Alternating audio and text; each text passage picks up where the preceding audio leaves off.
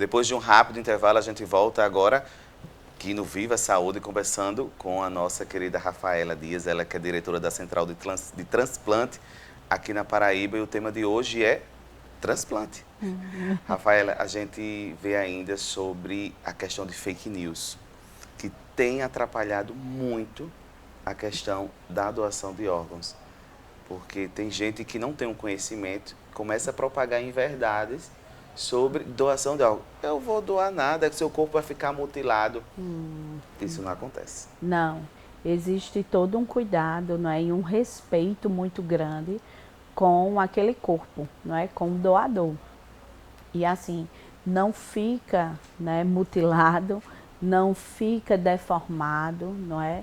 Existe todo um cuidado minucioso, são cirurgiões com muitas habilidades, né, e técnicas cirúrgicas. Então a gente devolve o corpo para a família, não é, sem nenhuma deformidade aparente. Por exemplo, vou doar uma córnea, que é a parte dos olhos. Quando tira a minha córnea, a gente vai ficar sem o olho? Fica sem o globo, Mas não mas fica... não fica esteticamente, ninguém vai saber que foi retirado o globo, né? Porque se faz um enxertozinho, não é? E não fica roxo, não fica deformado, o rosto do doador fica como se ele realmente estivesse dormindo. Vou fazer uma doação de rim. Não, porque o corpo vai ficar deformado, vai tirar um pedaço. Não acontece isso. Não, não acontece. É feita a incisão cirúrgica, é retirado os órgãos, né, internos e é fechado como qualquer outro procedimento. Cirúrgico, né? Até porque o corpo é vestido, você não vai aparentar nada. Isso, exatamente. Existe muito cuidado, muito respeito com o doador, não é? Assim como todos os outros pacientes, né? A gente sabe disso. Mas com o doador também não é diferente. Eu sempre costumo dizer às pessoas, quando eu posto nas minhas redes sociais falando sobre a doação de órgão, que é importante, as pessoas dizem, e a gente vê que é uma desinformação muito grande. Eu sempre aconselho, vá na central de transplante, converse com um pessoal especializado e você vai ver que não é nada disso que você vê nas redes sociais. Exatamente. E a central, ela fica localizada no anexo do Hospital de Trauma de João Pessoa e dentro do Hospital do Trauma de Campina Grande tem as redes sociais, né? O Instagram da Central de Transplantes, e aí a central funciona 24 horas. A gente está aqui realmente para esclarecer todas as dúvidas e propagar coisas boas, né, que acontecem através da doação. Até porque doar órgão salva vidas. Exatamente. Né? Porque uma pessoa que faz a doação salva quantas vidas? 5, 6? 6. Inclusive a gente está com a campanha, iniciando a campanha #1salva6. Né? Porque aqui no nosso estado, uma pessoa pode salvar até 6. E esses órgãos captados no estado, ele fica no estado ou tem parceria com outros estados? Então, a gente contribui com a doação, com a política de doação em transplantes em todo o Brasil. Quando não existe a compatibilidade com os pacientes listados no nosso estado, nós oferecemos o órgão novamente ao Sistema Nacional de Transplantes, que fica lá em Brasília, e lá ele vai gerar o ranking. Né, para uma triagem, exatamente, uma triagem para os outros estados. Havendo a compatibilidade com alguém de outro estado, não é? Esses órgãos, eles são encaminhados para os outros estados. Mas caso haja uma compatibilidade na Paraíba de todos os órgãos, ele fica no estado? A prioridade sempre é do estado, até por conta da logística, né? E precisamos atender nossa lista. Então, todos os estados seguem esse protocolo. Primeiro, oferta para o estado do doador, não havendo compatibilidade, oferta para o Sistema Nacional e o Sistema Nacional identifica qual receptor é compatível e oferta. Ô, Rafaela, uma dúvida, porque nem todo tipo de morte a pessoa está capacitada para fazer doação. Por exemplo, uma pessoa vítima de homicídio, nova e tal, ela pode ser doador de órgão? Depende. Se ela evoluir com o protocolo de morte encefálica, sim. Ou seja, se ela não morrer no ato, né? Entendi. Então, se ela conseguiu ser reanimada, se conseguir entubar, levar para o hospital, o SAMU levou para o hospital, e ela vem evoluindo com morte encefálica, é essa sim. Agora, se tem a parada cardíaca naquele momento e não conseguiu reverter, não pode. A única doação que a gente consegue nessas situações é a de córnea. A córnea a gente pode fazer a retirada até 6 horas após o óbito. Qualquer óbito, de qualquer... Isso, após a parada cardíaca. Os órgãos sólidos, que costumamos dizer, quais são os órgãos sólidos? Coração, fígado e rim? Não. Ele precisa estar, né, com o coração, vamos dizer assim, batendo. Entendi. Se o coração parar de bater, aí não é viável. Então, aquela pessoa que foi vítima de homicídio no local ou vítima de um acidente no local, morreu ali, os órgãos da pessoa não são mais captados. Só a córnea. Só a córnea. Se ultrapassar de 6 horas, aí não tem condição. Então, é muito difícil, né? A gente encontra muitos desafios para se conseguir, né? Para conseguir a doação. Então, até a gente identificar esse potencial doador, a gente conta com uma equipe que tem um olhar clínico também do hospital. E diga, esse paciente está aqui evoluindo para ME, acho interessante chamar a CIDOT ou a Central de Transplantes para vir nos orientar, acompanhar. Então, é um trabalho que envolve muitas pessoas. Rafaela, nesse tempo que você já está à frente da Central de Transplante, algum fato marcante marcou, assim, algum caso ocorrido que marcou muito a equipe? Sempre são histórias muito fortes, tanto da família doadora como do receptor. Mas teve um caso, eu acho que porque eu sou mãe de duas, e como você no início se colocando no lugar do outro, a gente se coloca em muitas situações assim. E teve um caso de uma criança de 9 anos que acabou evoluindo para morte cefálica. Eu não vou entrar em detalhes, porque senão todo mundo vai saber quem foi, porque foi um caso que repercutiu. E o processo de doação é um processo muito doloroso para a família que está doando. Até porque é criança, né? E aí vem a questão de ser uma criança, né? E o que me chocou, eu nunca vou me esquecer, foi que demora muito. A família está ali, quer acabar com aquele sofrimento, mas leva tempo, precisa preparar o receptor, precisa mandar os exames. E aí a gente não conseguiu, ninguém no nosso estado, ser compatível com aquela criança. E a família estava muito desgastada pelo contexto, né, que levou à morte dessa criança. E aí eu cheguei para o pai dessa criança, e eu não vou esquecer dele nunca na minha vida. Ele tem uns olhos bem azuis, os olhos bem azuis. E já fazia muito tempo. Aí eu disse que não tinha encontrado ninguém compatível no nosso estado para receber os órgãos da criança. E enquanto Central de Transplantes, eu tinha a obrigação de dizer a ele, e se ele quisesse suspender o protocolo de doação, a gente iria suspender e entregar o corpo do filho para ele velar e sepultar. Se não, se ele quisesse levar adiante, eu iria ofertar para o Sistema Nacional, mas isso iria levar mais horas,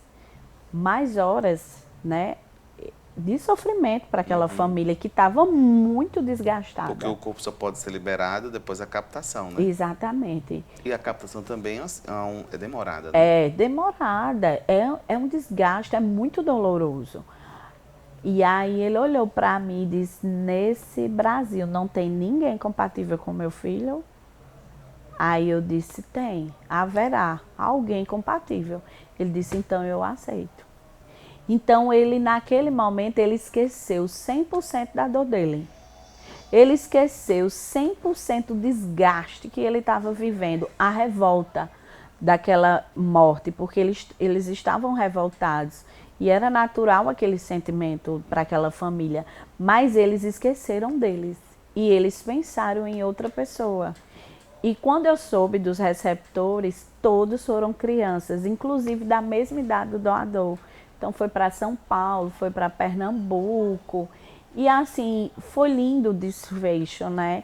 E eu fiquei pensando, eu disse até que ponto o amor de um pai e de uma mãe é capaz de suportar. E esse pai eu não vou esquecer nunca, porque me marcou muito. E teve outras situações também, mãe dizendo, eu dancei a noite inteira com meu filho, e ele veio em um carro e eu vim em outro, e agora eu estou me despedindo dele, não é? Mas aí vem o conforto. O conforto para esses familiares é saber que a vida daquele seu filho, daquele seu ente querido, ele está dando continuidade a outras A outras pessoas. pessoas. E a família do receptor, ela tem um contato com a família do doador ou isso não pode A haver? Central de Transplantes, ela não pode facilitar esse contato, né? Por lei, a gente não pode nem divulgar quem é o doador, nem muito menos o receptor. Mas a rede social tá aí e eles acabam se encontrando. E eu acredito que é um encontro muito emocionante. Mas enquanto Central de Transplantes, a gente não passa nenhuma informação. É sigiloso. É sigiloso. E eu acredito que deve ser um encontro muito emocionante, porque você vê Deve. um coração do seu filho batendo no outro, Sim. às vezes até uma semelhança física, né? Eu acredito que deva ser, com certeza, né? Tanto para quem está recebendo, como para quem doou. Outro momento importante que eu sempre me emociono quando eu vejo é com relação àquela fila que se forma nos hospitais e vai ela é um cortejo, né? Cortejo. Aquele momento é o momento da captação de órgãos ou é o momento pós-captação de órgãos? É o momento que antecede a captação. Então, a gente chama do cortejo da vida. Realmente é muito emocionante. E aí, o que é o cortejo da vida? É um momento em que os profissionais de saúde daquele serviço, a Central de Transplantes e a família vai homenagear o doador pelo aquele gesto, né? E aí é feito um corredor de pessoas, onde o doador sai da UTI, não é? E ele segue o destino dele para o centro cirúrgico. Nesse momento, esse corredor de pessoas, as pessoas baixam a cabeça, né? Fazem silêncio e quando ele entra no centro cirúrgico para a retirada dos órgãos, ele é aplaudido. São profissionais de saúde? São. O hospital para. Todos os profissionais param. É anunciado no hospital. O Hospital de Trauma de Campina tem um sistema de som e eles convidam imediatamente. Vai pessoa da higienização, maqueiro, médico, fisioterapeuta, administrativo, nutrição, fisioterapia, enfermagem. Todos vão, jardineiro, todos vão para o corredor, porque eles reconhecem aquele gesto tão humano, não é, de doação, e o centro cirúrgico também recebem com muito respeito o doador. A gente vê as imagens pela internet que circula quando se tem isso, a gente vê a emoção até dos profissionais, né? Muito, muito. Sempre que eu assisto eu me emociono muito, muito. Porque são vidas que serão salvas através daquele ato. Exatamente.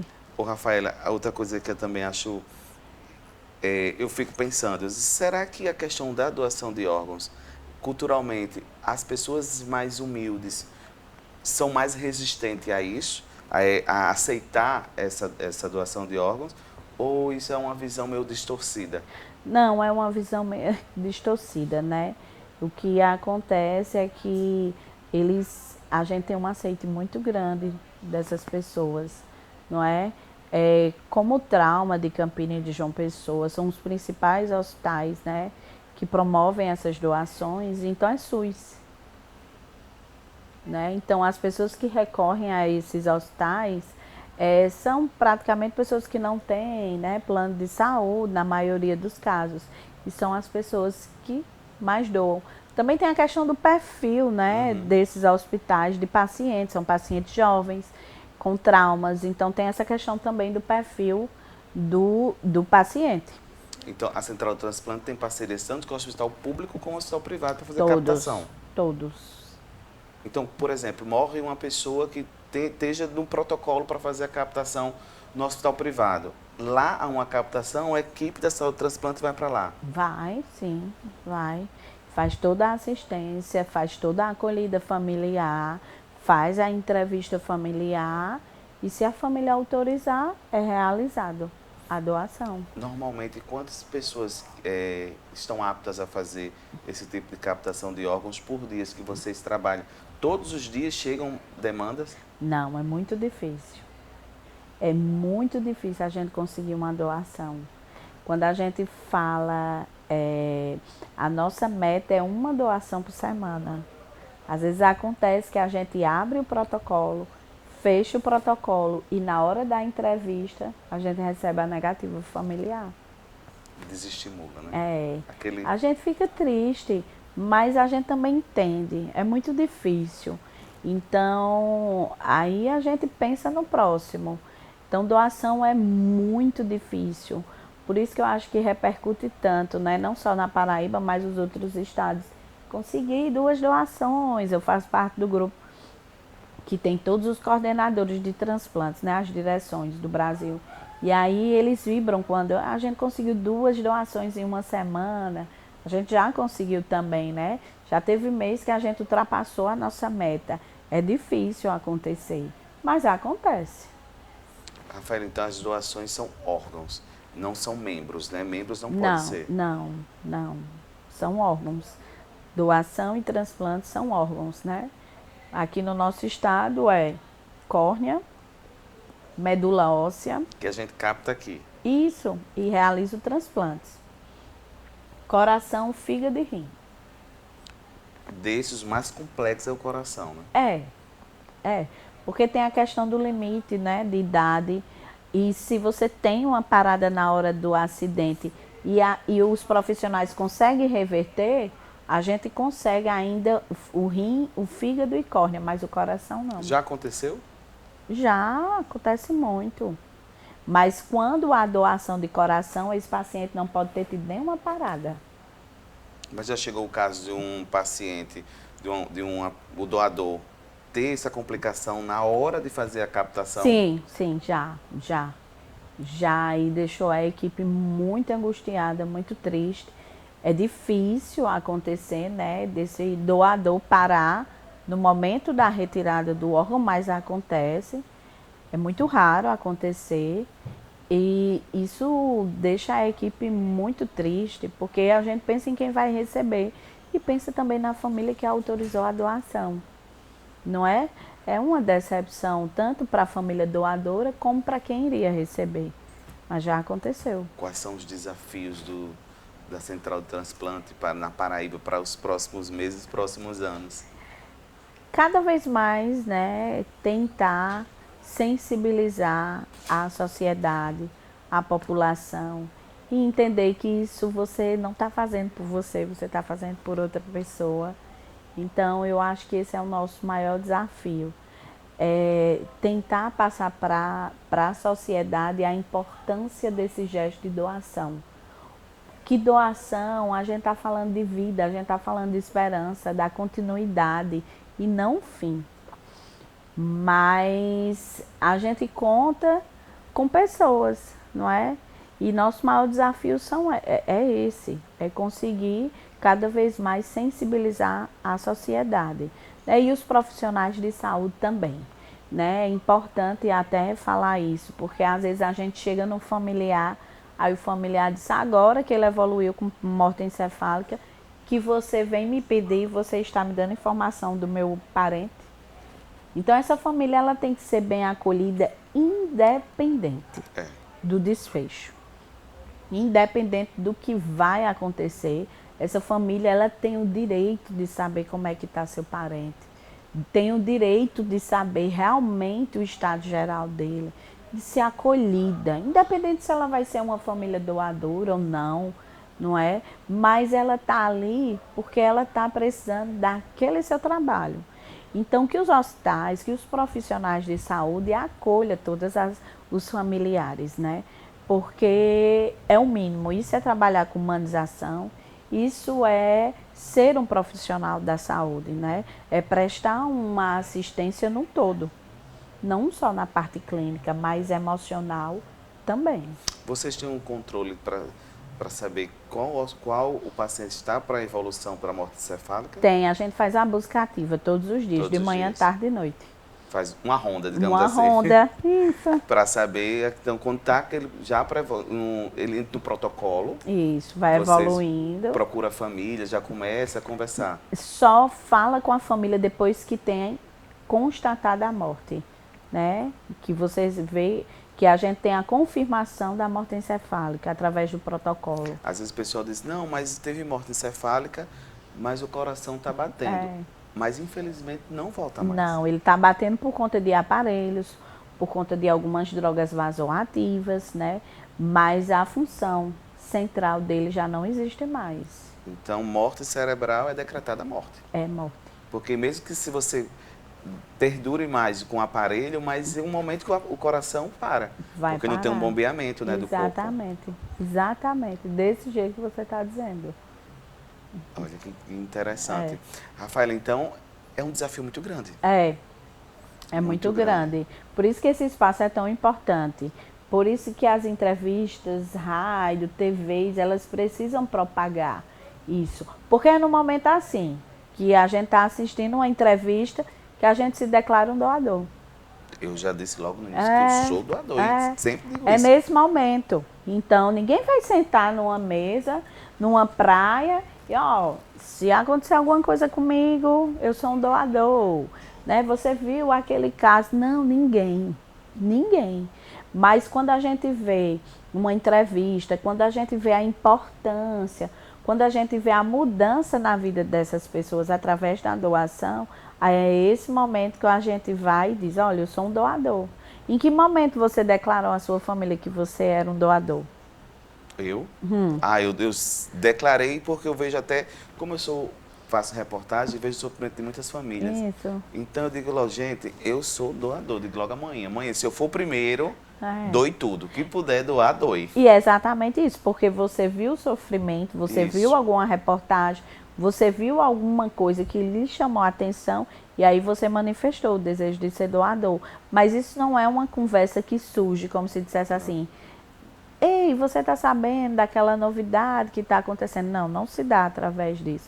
Se dá através de momentos assim. Até porque eu frequentei um hospital aqui, São Vicente de Paulo, a diretora era minha amiga, a gente vez por outro ia lá, quando eu passava na sala de hemodiálise eu nem olhava.